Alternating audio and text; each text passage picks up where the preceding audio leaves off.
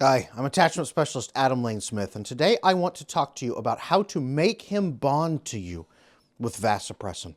Now, I did an earlier video on this about how to bond men to you with vasopressin in sexual activities. I've done a lot of work about how to bond men to you with vasopressin, but not one concentrated guide like this for general life to help men bond with you better and to help you encourage that on your own end. So I'm going to do that today. I'm going to walk you through how to help men vasopressin bond. Now, again, briefly, what is vasopressin and why is it important? Vasopressin is one of those brain chemicals that makes us bond to other people. It predates oxytocin. It enters, actually, vasopressin entered the Earth species, if you will, before oxytocin did. In the evolutionary chain, vasopressin came first, back with like the reptiles kind of stuff. It bonded back in that area before mammals could even lactate. Oxytocin came around when mammals started lactating and having live births. Vasopressin, even older than that. So our brains have more, especially for men, have way more vasopressin receptors than oxytocin receptors. And our oxytocin receptors that exist are able to bond with vasopressin. So even if we have traumas, even if we have problems bonding comfortingly with non-stress, oxytocin is non-stress bonding. It's the soothing, motherly, warm partner, cuddling kind of love. That oxytocin, if that is not accessible to us, our brain will just over-focus on vasopressin even more. So the more damage a man has incurred during his life, the more sad experiences, traumas, childhood neglect, attachment issues, insecurity, the more vasopressin will become even more useful. So what is vasopressin exactly? Oxytocin is non-bonding stress. Vasopressin is stress through bonding through stress. Bonding through stress, solving problems together. Think 20,000 years ago, hunter-gatherers, right? Men had to go out and hunt. They were the more expendable of the two genders back then. Men had to go out and hunt and survive together. What would facilitate surviving together? Well, it wasn't cuddling. All the hunters wouldn't get together and just cuddle. They would get together and fight, solve problems together, kill animals together, lay traps together. They would teach each other survival skills to keep each other alive. They would have to build their structured hierarchies. That's why men have more of a dominance hierarchy, where they prove their dominance over each other and exert it. Women typically have a subservience hierarchy, where they don't fight over it. The stronger personalities simply take, and the smaller personalities simply slip in under, and they don't have to fight for that hierarchy. Men do, to prove that strength. Vasopressin bonding then comes in to keep us alive. Oxytocin comes in to keep us warm and content and mentally well. Vasopressin comes in to keep us alive. So tasks that his brain is telling him will help him provide for the family, provide for his needs, meet his goals, keep you guys safe, ally against enemies, all of that good stuff, whatever is helping him achieve a goal, vasopressin. Now, the ticket here is not getting in his way, because that will form a negative association. It will not vasopressin bond. If you get in the way and cause problems and get in the mix and make it more complicated just to try to get the vasopressin bond, that will not work. He will start negatively associating you with achieving goals and say, no, I'm trying to achieve my goals in spite of that person. This is why in a lot of couples where they're fighting all the time over weird crap, it's because their brains don't recognize each other as allies. Their brains recognize each other as enemies. Even though they love each other, they don't like each other. They must first, to fix this, vasopressin bond. So the brain says, wait a minute, that person is helping me solve problems. They are valuable. I should now allocate more resources toward improving my relationship with them so they stay around. I will like them more, give them more grace, give them the benefit of the doubt. The brain says, that's my ally. Becoming allies is crucial here. And you don't have to go out hunting with, vigilante justice with a lead pipe together to make this happen. You don't have to go Batman and Robin on this. You need to solve problems together. Any problems. Big ones, great. If you're not there yet and you're fighting too much, even small ones. Even sitting and doing a jigsaw puzzle together, if it's a decent sized puzzle and it's not mind-numbingly simple, if it's a little bit challenging and you can do it together, Those moments where one of you says, ah, I found the piece, and the other says, wow, great job. That right there, vasopressin bond. You have now solved a small problem together, and you do it over and over and over, and you assemble this cool puzzle. Boom, there it is. Now, if it's a horrible puzzle and you both start arguing and bickering over it, not going to vasopressin bond. If you guys solve that little problem together, great. Do a puzzle every night. That's cool. Buy some puzzles. They sell them like at what? Walmart? Some on Amazon? You sell them everywhere. People just don't do them much anymore. Buy a crappy little card table. Set it up in front of your couch. Put up a little puzzle. Start vasopressin bonding today. That, number one. Number two, asking him what he needs in life. What are his goals? Hopefully you have somebody who has goals.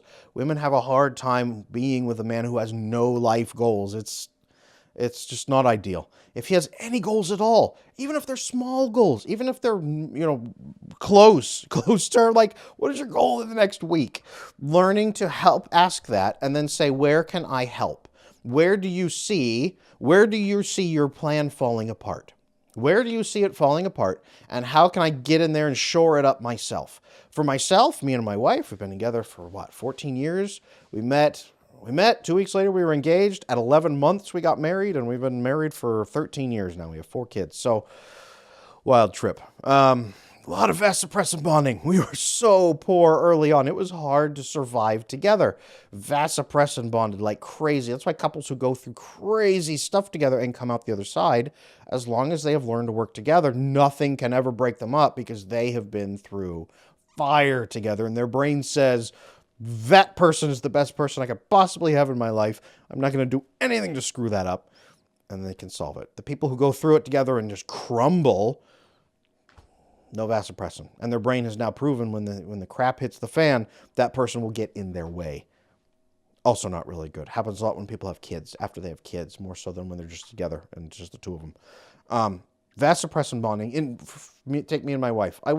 Sometimes I work 70, 80 hours a week.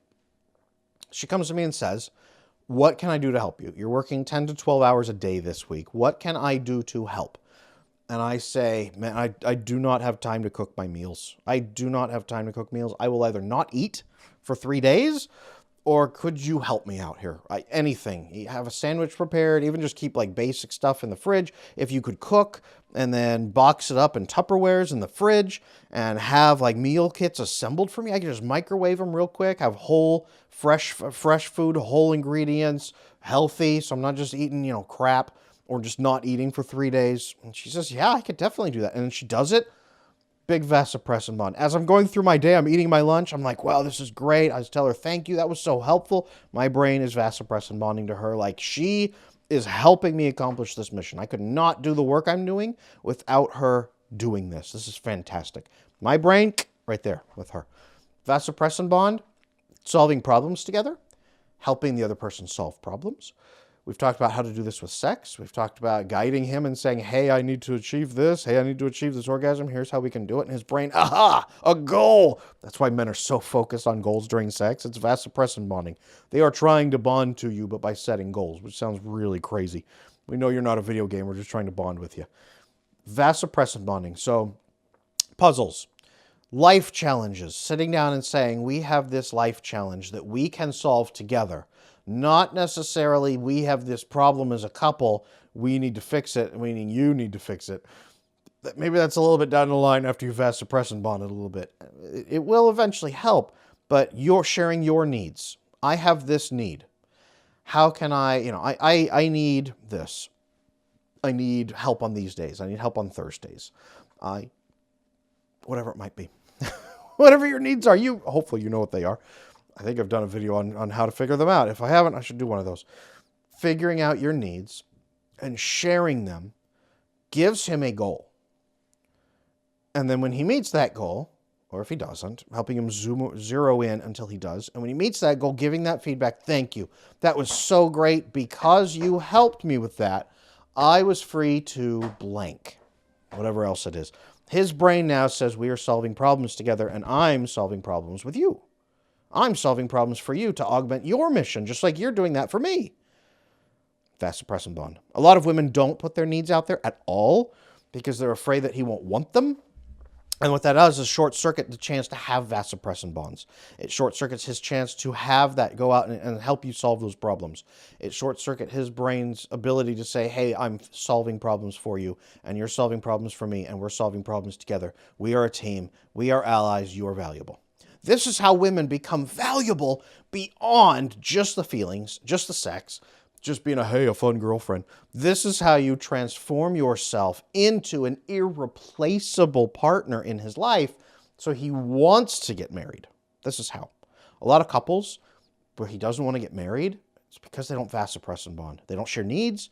They don't solve problems together. They just barely scrape through, and they try to ignore any problems that come up, and they don't talk about their problems together, and they don't work together as a team. It's two individuals who are just kind of getting along. A lot of guys, in that circumstance, why would you get married to somebody who you are not vasopressin bonded with?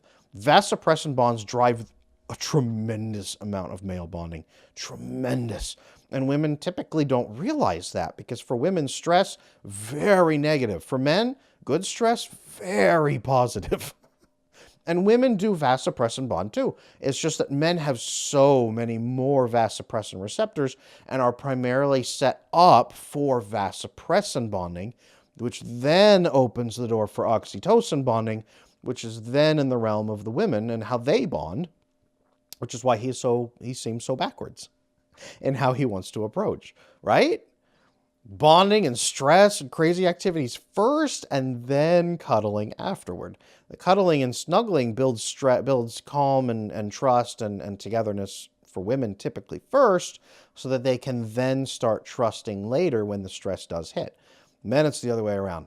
Good stress, solving problems together, building a birdhouse together, building a puzzle together, doing home improvement projects, as long as you're not going to fight over them. An IKEA bookshelf will either make or break a couple. Either they're going to solve their problems together, and it'll be the shelf they built, and that actually does vasopressin bond you, or your neighbors will call the police from all the screaming profanity coming from your apartment. Either way, vasopressin bonding. Vasopressin bonding, enormous. Do that by solving problems, talking about his needs, talking about your needs, and working together as a team. So his brain says, we are a team. I want you around forever. Let's get married. That's how it works. Go out, find some vasopressin bonds, some events that you can do, build some into your life, enjoy them, good stress. This is what camping kind of is about too. This is one reason we love camping so much. It creates good stress, and we all have to work together, and you have simple tasks that align with the primal brain's instincts and drive anyway. Camping can be good. Can be. Again, both people have to be open to solving these problems together. You have to be a little bit humble. You have to be wanting to work together. You have to be a little bit more emotionally mature so you don't just start blowing up and snapping at people. Make sure it's a good experience and that people are solving problems together. Talk to him about it and say, hey, I want to be more useful to you in your life. I want to vasopressin bond with you. I saw this weird dude on the internet. He started talking about vasopressin.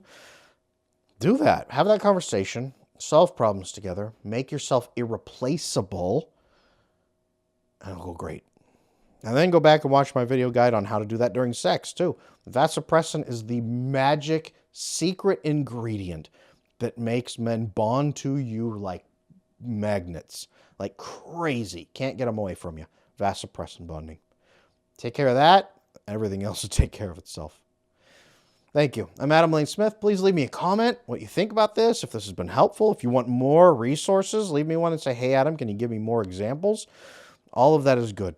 Please like, comment, subscribe, spread the news on this channel. And if you have someone in your life you want to vasopressin bond with, show them this video and talk about it. Thank you.